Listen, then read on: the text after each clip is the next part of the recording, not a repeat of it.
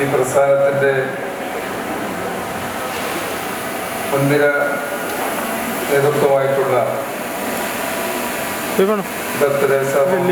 ഇന്ത്യയുടെ president Shrimati Lilly Joseph, doctor Jyothish Subhash, doctor Suresh കെലി,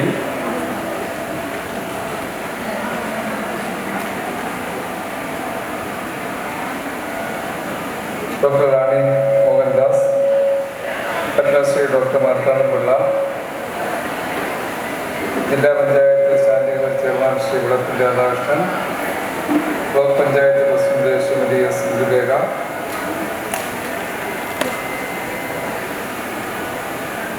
Shri G L Arun Gopi,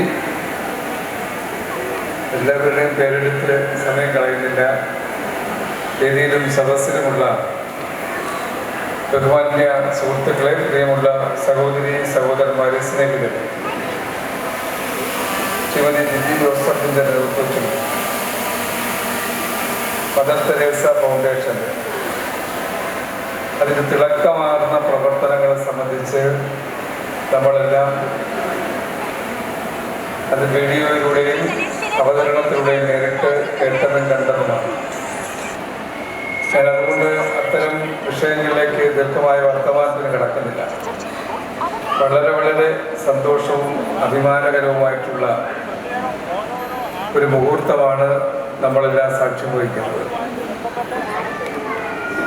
കുറച്ച് ഏറെ പേർ മുൻകൈ എടുത്ത് ഒരു നല്ല പ്രസ്ഥാനത്തിന് നേതൃത്വം കൊടുക്കുകയും ആ പ്രസ്ഥാനം ജനങ്ങൾക്ക്, വിശേഷിച്ചും സാധാരണ കുടുംബങ്ങൾക്ക്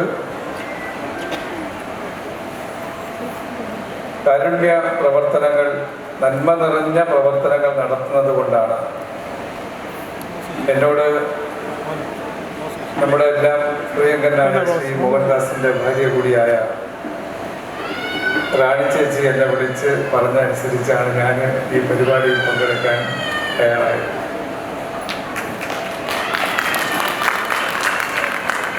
ഇത്തരം പ്രവർത്തനങ്ങൾ ഞാൻ ആദ്യം പറഞ്ഞതുപോലെ നന്മ നിറഞ്ഞ പ്രവർത്തനമാണ്. മറ്റൊരാളിനെ സഹായിക്കാൻ കഴിയുക എന്നുള്ളത് നല്ല മനസ്സിലേക്കുള്ള ഒരു ആഗ്രഹവും ചിന്തയും മാത്രമാണ്. ഇവിടെ എൻ്റെ മുന്നിൽ വിളപ്പിൽ രാധാകൃഷ്ണൻ ഇരിപ്പുണ്ട്. രാധാകൃഷ്ണൻ ഇത്തരം ചാരിറ്റി പ്രവർത്തനങ്ങളുടെ പൂർണ്ണ രൂപമാണ്.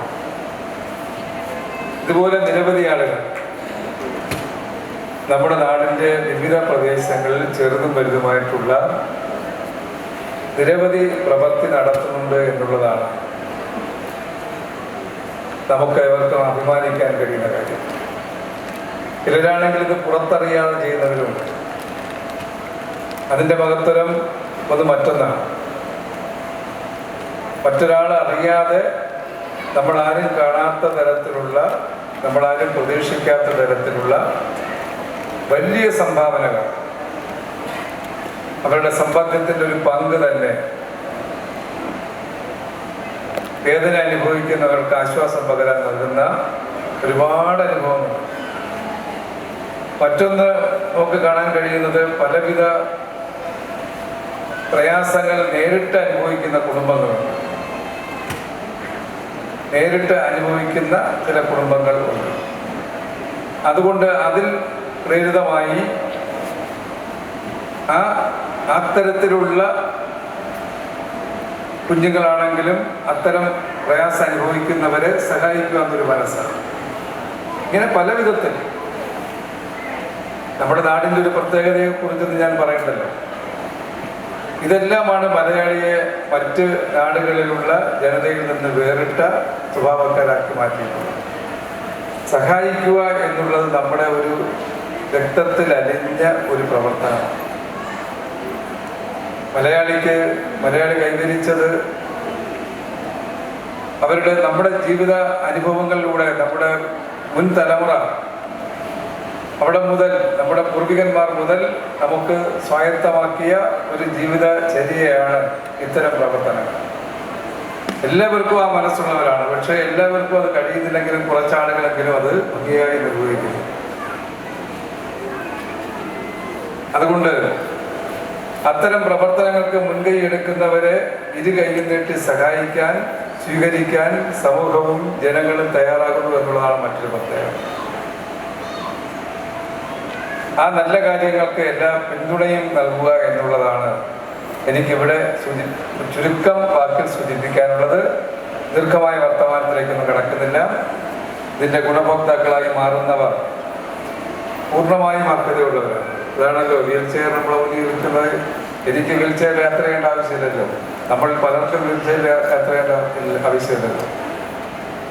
അതിൽ യാത്ര ചെയ്യേണ്ടി വരുന്നവർ അതിന് പൂർണ്ണ അർഹതയുള്ള ആളുകളാണ്. അതുപോലുള്ള ഉപകരണങ്ങളാണ് ഇവിടെ നൽകുന്ന മിക്കവാറും എല്ലാ ഉപകരണങ്ങളും. അതുകൊണ്ട് തന്നെ അതിനെ തിരഞ്ഞെടുത്ത അത്തരം ആളുകൾക്ക് അത് പ്രയോജനകരമായി മാറട്ടെ എന്നാണ് എനിക്ക് ആശംസിക്കാനുള്ളത്.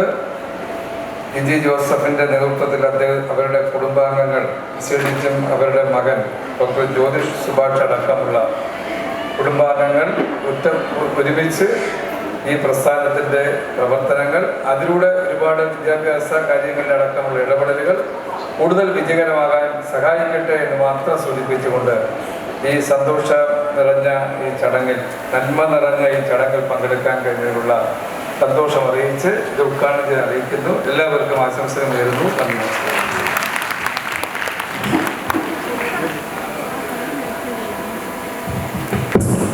നമ്മുടെ ആദർശനായ മിനിസ്റ്ററുടെ നല്ല വാക്കുകൾക്ക് നമ്മൾ നിറഞ്ഞൊരു കരഘോഷം കൊടുക്കാം.